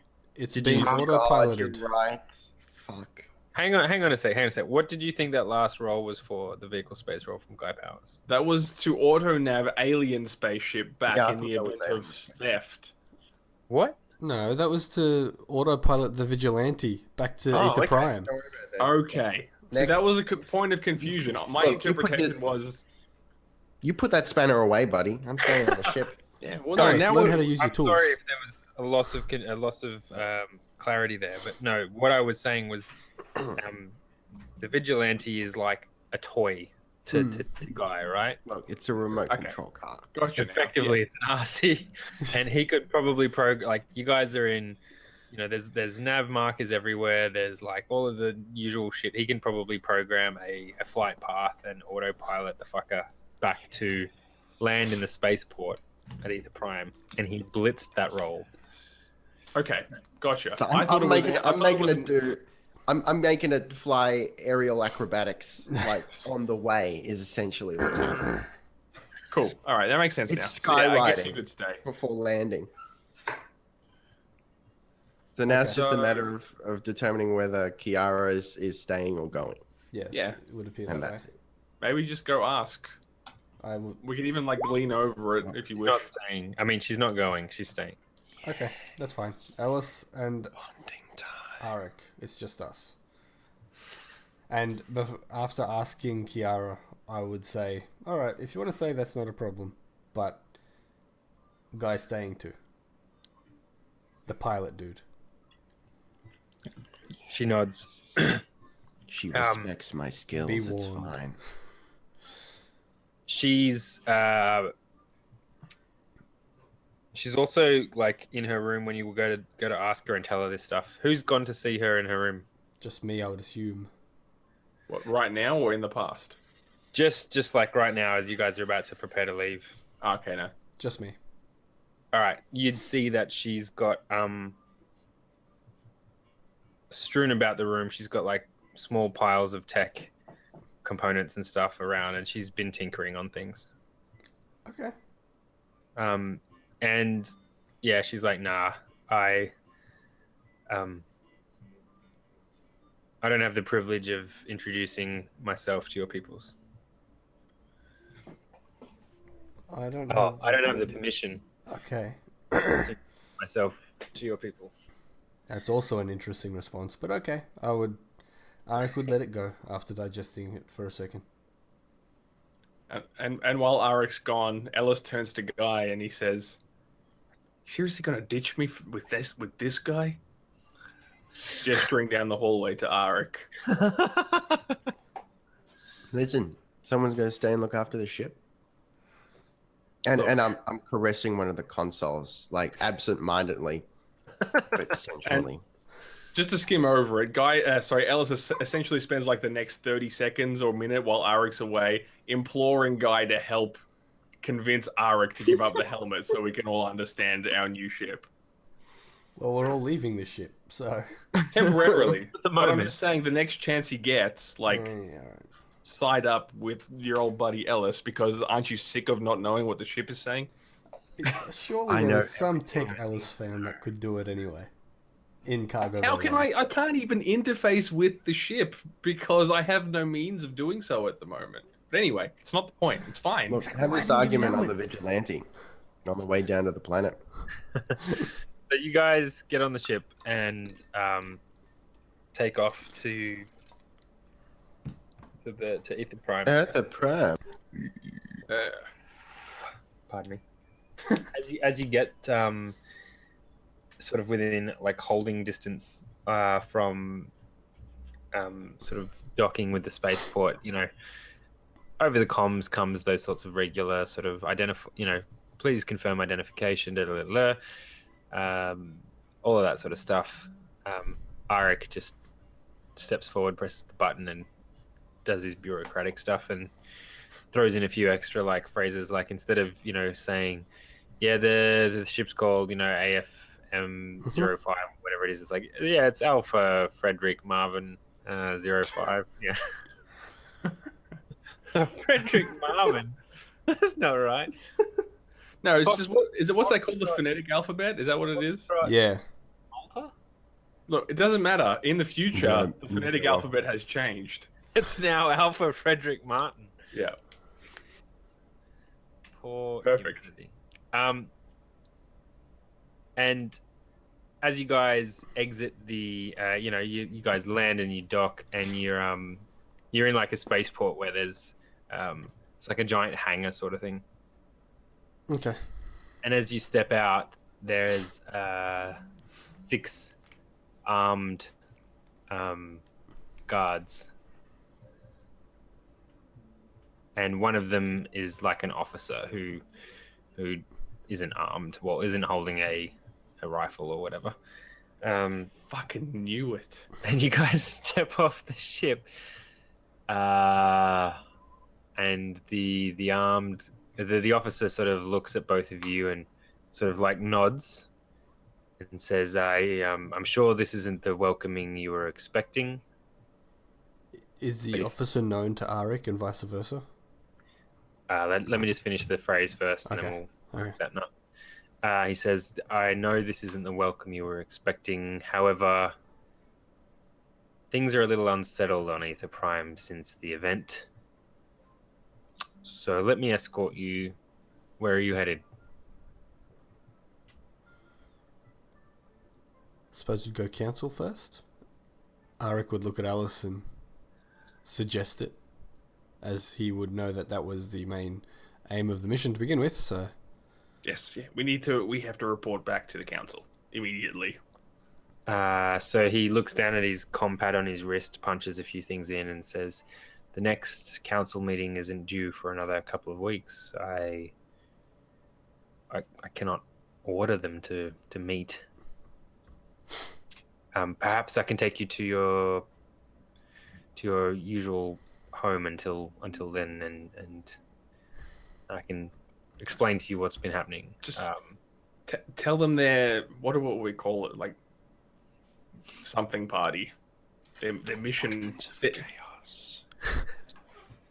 We're the Wardens of Chaos. We're not a terrorist group. We were sent on a council mission. They were expecting our return with information and news. They would want to hear from us straight away. You can let them know Ellis Alordan is back from the mission. Engineer of the vigilante. The riflemen start sort of like looking at each other and like shaking their heads a little bit when Ellis says that. And again, the guy punches in things into his arm and he says, "Look, the best I can do is bring you back to the prism, which would be the spiritual HQ, right? And say you can meet one of the counselors there, but if you don't want to go home, I don't know where else to take you." So, Arik, if you roll your bureaucracy... Yeah. Alice is kind of just rambling right now to kind of just blurt out relevant information that Arik can then leverage with a much more articulate bureaucratic So you could roll some bureaucracy to, like, pull some trick out of, like, you kind of know what he's doing. It's kind of like, if this has happened, just for your knowledge, you'd know if there's armed personnel escorting people around, something's gone wrong. There's like a martial law or something, something like that's kind of been put into place, and things are very different than what they were when you left. So in that case, would I be rolling this with? So I guess no. I was just thinking that would be your knowledge, is something's up, and so maybe you could pull some sort of, bureaucratic swifty to try and get him to do whatever you want to do. Yeah. Or you could go down the path of rolling like culture Aether Prime and seeing if you know who this guy is and using the charisma path. So do you know what I mean? You can use an intelligence path or a charisma path is all I'm sort of saying. Please, Mr. Armghost, let me in. I would probably be better off going a charisma roll. Because my charisma is much higher than my intelligence. Yes, game the shit out of this. All right, so give us a culture Aether Prime Yep. roll. Just looking for it. Yeah, culture Aether Prime. Based on charisma. It's just flat. It is 14. No, it's a 7. So Yeah, just. So you don't recognize this officer's name or who he is actually, but you quite quickly realize like his rank or his his position, Mm-hmm. and as such, you're able to where guys like him go to drink, kind of thing. Like there was a couple of those guys that move through the offices occasionally. Like a few of those officer types and that sort of thing. But if anything, like he might just be more favorable to you if you don't have to actually say the words in the role play, but you probably pepper your conversation to be tailored towards it's kind of like as a nerd when you have a tradie rock up to your house, you kind of like do the tradie talk to make sure the tradie stays on side a little bit. It's kind of a similar thing, right? It's you're not this officer kind of character that this guy is, but you know how to say the right words and ask him about the local footy game and all that sort of stuff. Yeah. Okay. So he's receptive to you more so than he would have been. Yep. Okay, well that's better than nothing.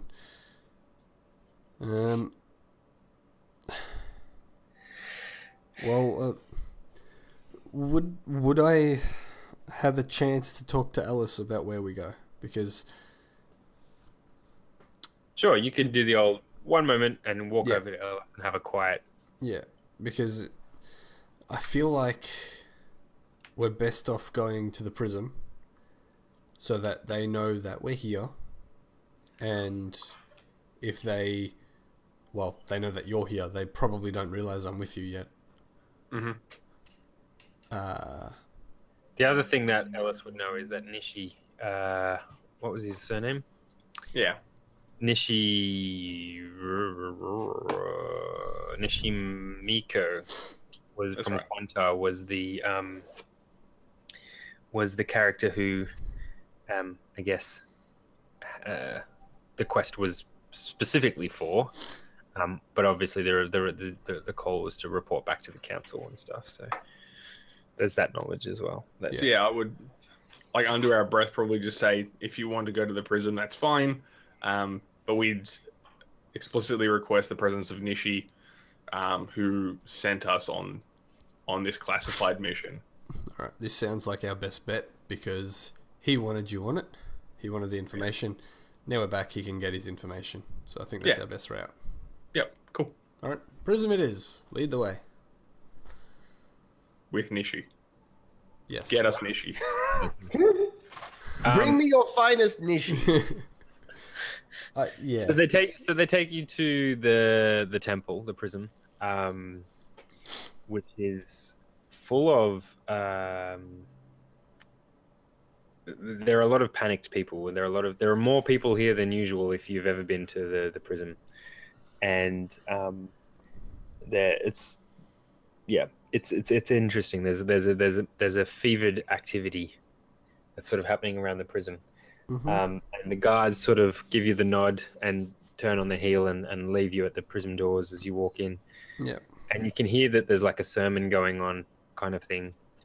At that point in time, there's some preacher who's effectively calling out the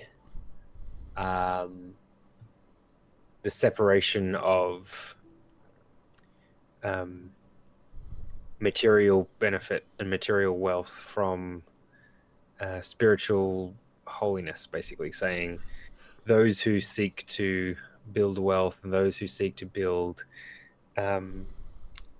power and strength are not on the path to, are not on our path, and we disagree with them, and basically sort of this sort of rhetoric around. Yeah, did you get the vibe of the rhetoric? Yep. Give up your material possessions, or you'll be damned. Yeah, Caught and in the rapture.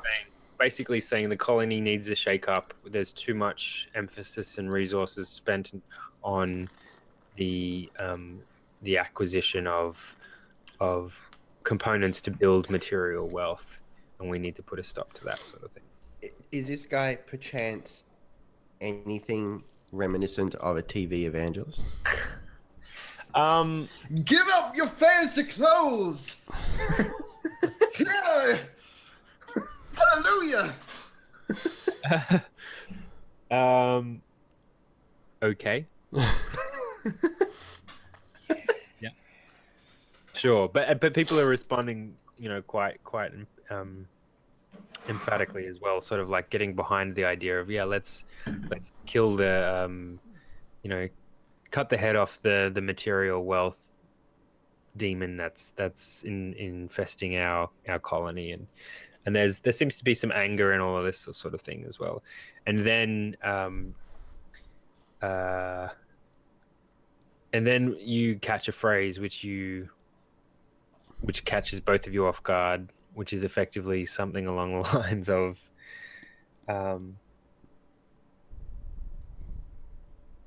the Etchworth event was a divine move, and the crowd erupts into cheering. Oh shit!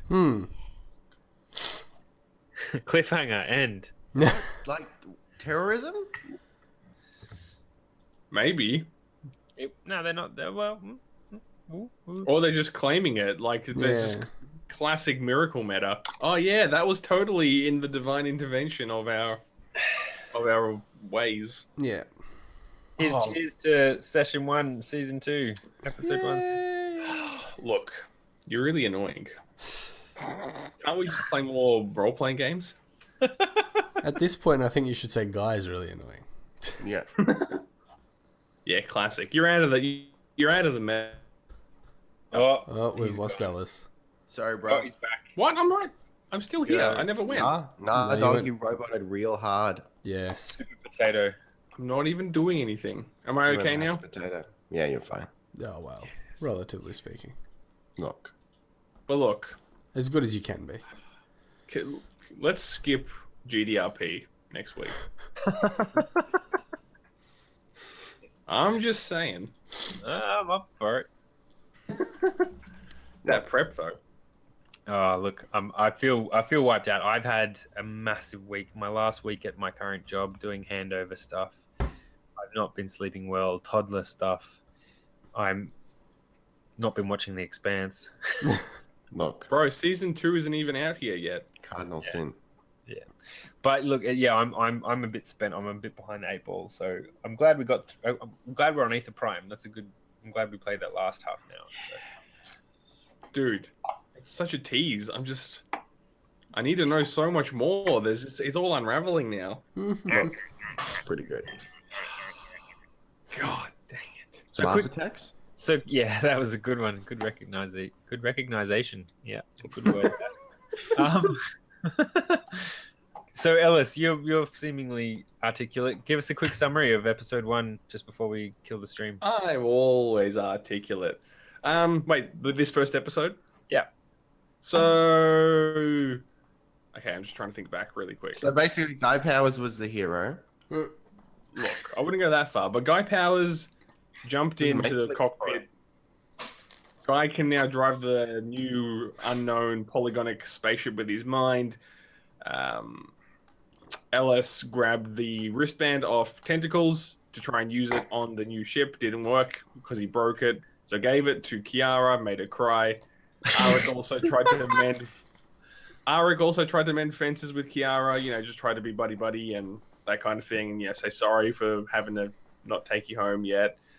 Ellis also went into Cargo Bay 1 to start messing with some tech, tried to decrypt the data that Tentacles sent him. Can't really get into it yet, but has some of the file names. Then what happened after that? Then we found the jetted. suit. Yes, Mark the Vigilante inside new spaceship. Guy found the dank mech suit that will be used later. Then we shipped off to Froth, the moon of Aether Prime. Froth. Got pinged by old Ted, who picked us up as an unknown bogey signal. We convinced him talked that him out of his pants. yes, Arik basically scared him with audit threats, and now he's our good friend and wanted to drink with us. So good work. Look, listen. So then we parked spaceship there. Guys staying on new spaceship to stay with Kiara and just to look after it. He autopiloted Arik and Ellis onto Aether Prime with the Vigilante. Mm-hmm. We arrived, martial law, everyone's scared on Aether Prime, and they've heard of the Etchworth event. And we are having a hard time getting back to the council because of it. The end! How was that? Summary. Pretty good, pretty good. I don't think I missed anything, but I might have. No, I'm pretty sure you didn't. Yes. There was a whole bunch of real good stuff in between there. Like, for example, Ellis not being able to get a helmet. Yes. A guy making all the greatest rolls vis-a-vis spaceship handling. Well, TBH, you and Arik slayed the rolls. There's two 12 pluses. Yeah, the I'm only gonna one I have to- didn't kill was the last one, really. Yeah. There was a I'm lot gonna of have to success. buy those rolls some dinner. TBH. I struggled hard. Ellis always does, though. I don't know why. I feel like my roleplay meta's there and then the rolls just tank. Quick, roll a mental save. The only roll I succeeded on Was beating me to the cargo bay. 1 quicker than Arik. So that's pretty good. Look, here, mental save, just for the lol. Hey, it passed. And it's inconsequential. Real funny. Shit. That's classic. That's Claric. Oh, Wait, By the way, Really? Space Master, I can tell you're playing Rocket League. can you? Yeah. Already Are knew we that. even off? Are we even off stream yet? But I No, think not we yet. Jesus Christ. are. He can't help himself. He's so addicted. I'm But so please, I'm so worked out. Hard week at work. I can't concentrate, but I'm gonna play Rocket League. Speaking of off stream, though, I think now is as good a time as any to call it. We've lost Yeah. Ash. Guy is going to break himself of laughing if we're not careful. So, I'm gonna look back at the recording and go, when was the point I started playing Rocket League? because When you're your face went blue and you were concentrating at a slight angle. Yeah. the illumination on your face goes from the white of Roll20 to the dark of Rocket League. Also, Steam told me you were in Rocket League. Hardcore busted better.